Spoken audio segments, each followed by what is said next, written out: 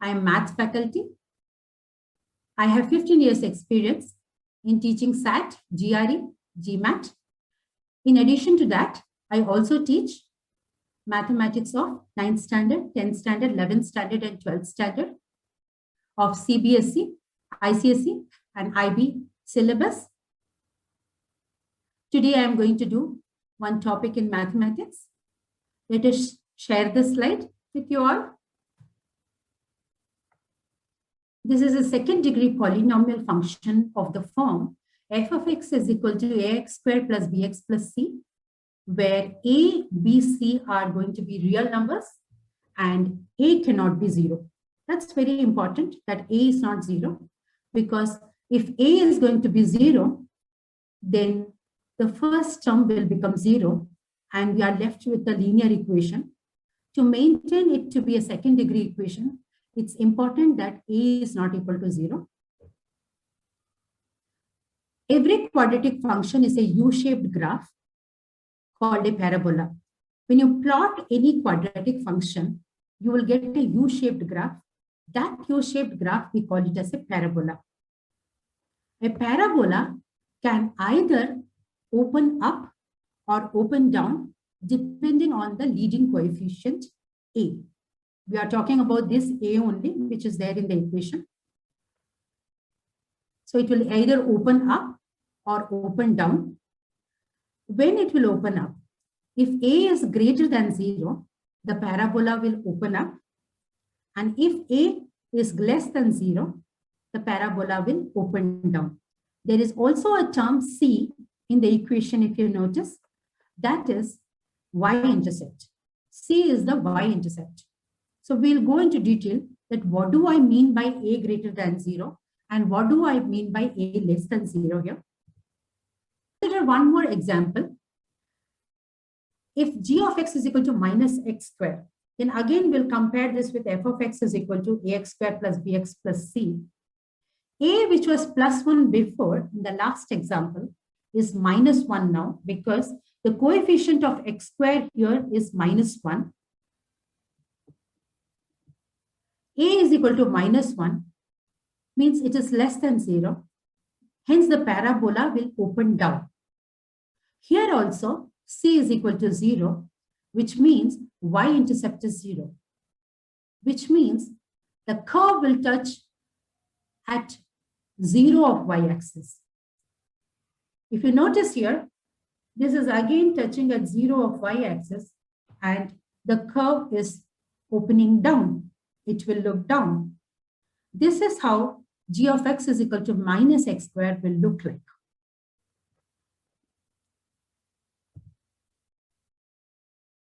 Vertex of the quadratic function we should know. The curve has a turning point called the vertex. So when it turns here, if you see here, where it turns, it is turning here. This is the vertex here, 0, 0, but it is looking up.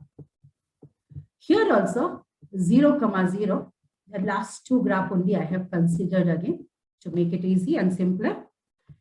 And it is looking down. So vertex still is 0, 0, and that is a turning point. The vertex is either the lowest point or the highest point of the function. If the curve is looking up, this is the minimum. If the curve is looking down, this is the maximum point. So here in this curve, we are actually figuring out the maximum point of the curve. And in the first curve, we are figuring out the minimum point of the curve. That is how it says here, the vertex is the minimum of the function when the graph opens upward, and the vertex is the maximum when the graph opens downward. In this example, the vertex is the point 0, 0, the origin. We need to know that there are two roots for the quadratic function. Why there are two roots? Because highest power of x in this equation is 2. So we have to get two roots. But there are nature of roots also. what are the types of roots when we get it? We have to find the discriminant. D is equal to discriminant, which is b squared minus 4ac. This b is this b only, this a only, and this c only, taken from the equation only. And we are going to find out the value of that. If b squared minus 4ac is equal to 0, then we get two real and equal roots. This one. So if it is equal to 0, it will touch the x-axis. It will either touch here or it can be here also. Both are the two types of different equations, two types of roots. But if you have this as a root, let us say this is the root, the other root is also going to be the same. The curve where it is touching the x-axis are called the roots. So if 3 is the root, the other root is also going to be 3. That is why in the first point it is said that two real and equal roots. Even here, if you see another case, another example, if in that example, if minus 3 is one root, then the other root also will going to be minus 3. There are definitely going to be two roots, but both the roots are real, both the roots are same when b squared minus 4ac is equal to 0.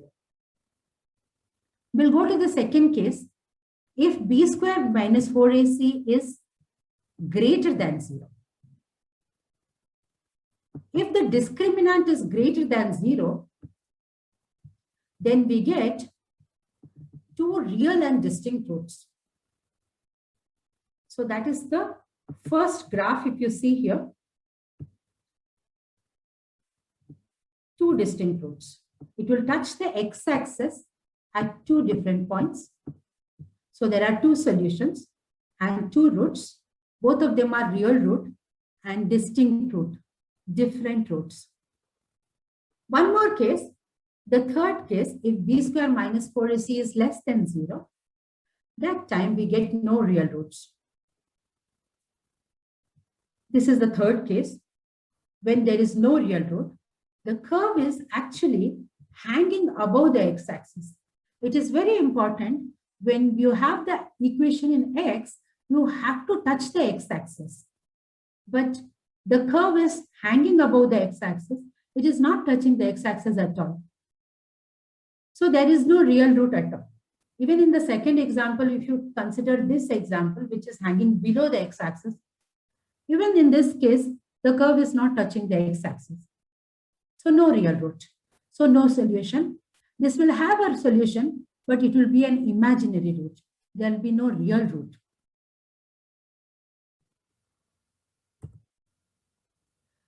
We should also know how to factor the quadratic equation. If I'm trying to factorize this equation, x squared plus 7x plus 12, how do I factorize this?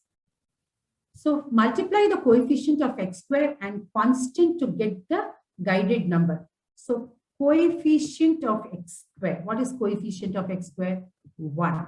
So that we will write and multiply with the constant. What is constant here? Which does not have x and y is called the constant. So we'll multiply this and that will become 12. After this, find the factorial pair of this number that sums to give the middle term. So we will factorize this 12, start from 2, and 2 6 are 12, and again 2, and then 3. So we have got 2 and 2 and 3. These numbers combination should give me the central term, that is 7x. Split the middle term using the two terms. So I can make it 2 into 2, 4, and also 3. So I will make 7x as 4x plus 3x. That will be the split of the central term into two terms. So moving further, x squared plus 7x plus 12 can be written as x squared plus 4x plus 3x plus 12. Now it has got 4 terms here.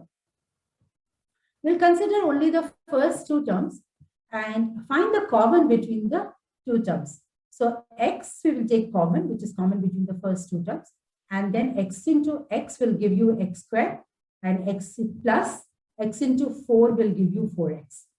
Then we'll close the bracket, we'll copy down this plus, and we'll try to find out the common term between 3x and 12. So 3 can be taken as a common term and open the bracket.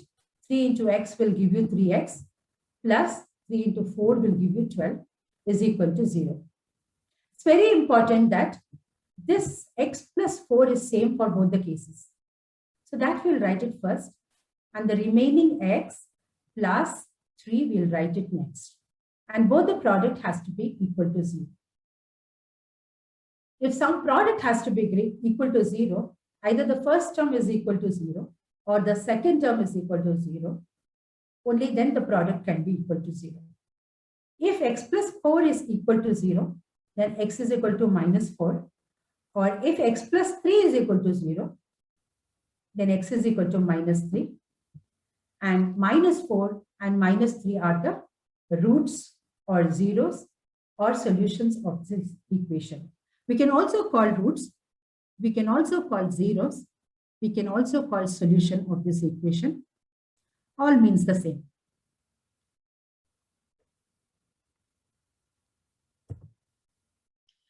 Let us do some questions here.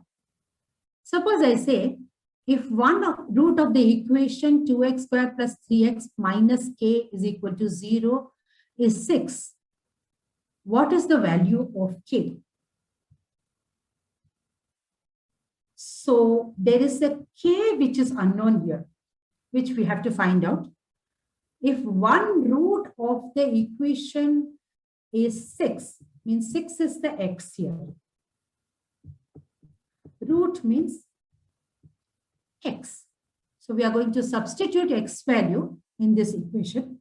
2x squared plus 3x minus k is equal to 0. And find out the value of k.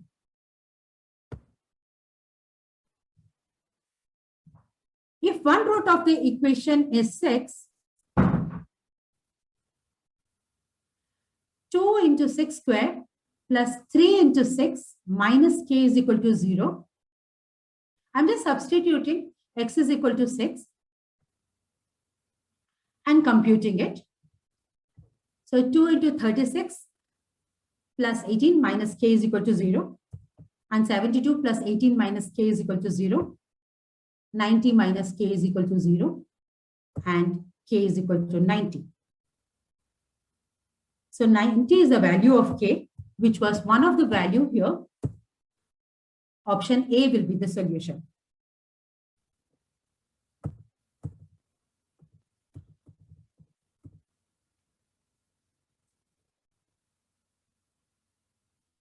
Second question, in the equation x squared plus kx plus 12 is equal to 0, k is an integer and k is less than 0.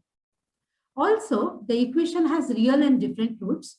Which of the following then is possible value of k? So he says this is the equation and k is an integer, and also that k has to be less than 0. Also, there is one more information which is given, which is real and different. If the equation is real and different, then we know that the condition says that discriminant has to be greater than 0. So we'll proceed from there. And all the values in the options are the values of k here. Minus 2, minus 4, minus 6, minus 8. So we'll see here.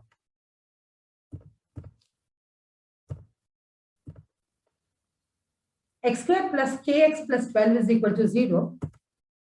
So here you notice a is equal to 1, b is equal to k, c is equal to 12. I'm just picking up a from here, b value from here, c value from here.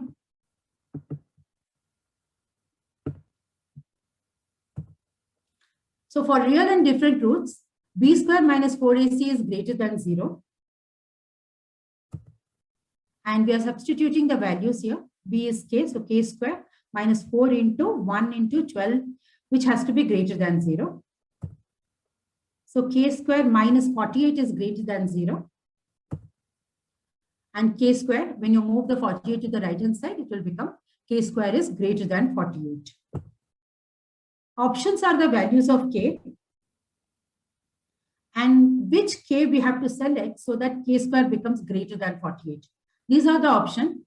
-2 square has to become greater than 48, which is not happening. -4 square has to become greater than 48, which is not happening. -6 square is 36. And -8 square, if you see, that is going to be 64. And that's the only possibility that it is greater than 48 because it's 64. And k value is -8, k square is 64. That is why option D.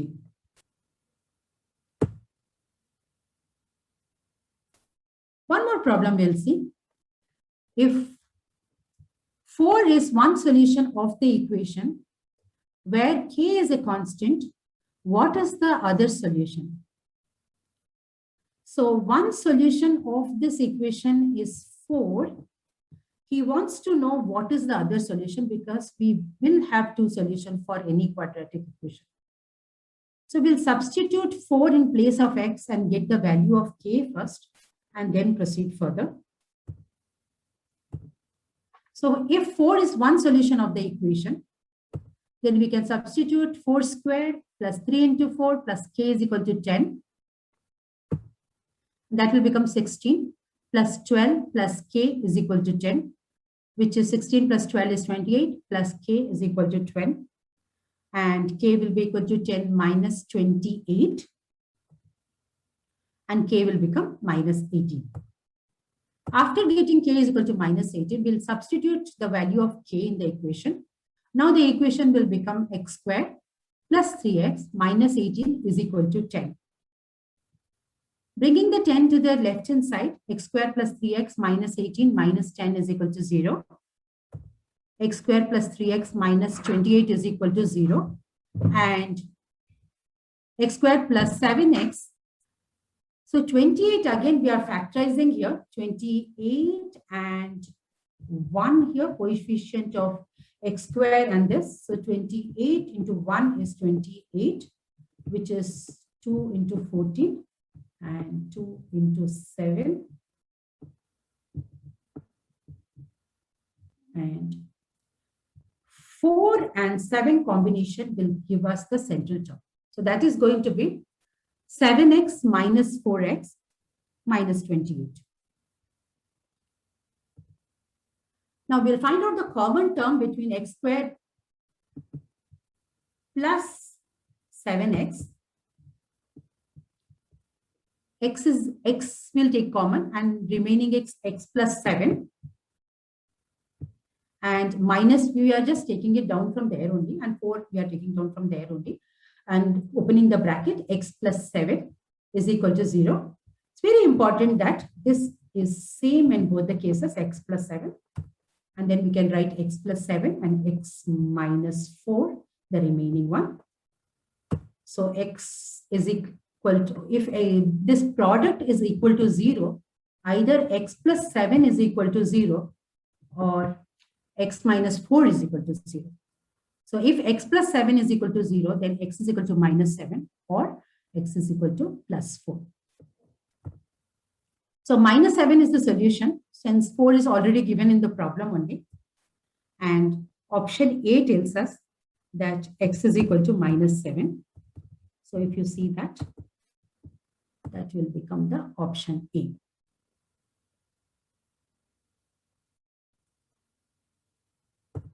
So this is some part of the quadratic equation which I wanted to share with all of you. I hope you learned everything. If you have any queries, you can contact me through Urban Pro.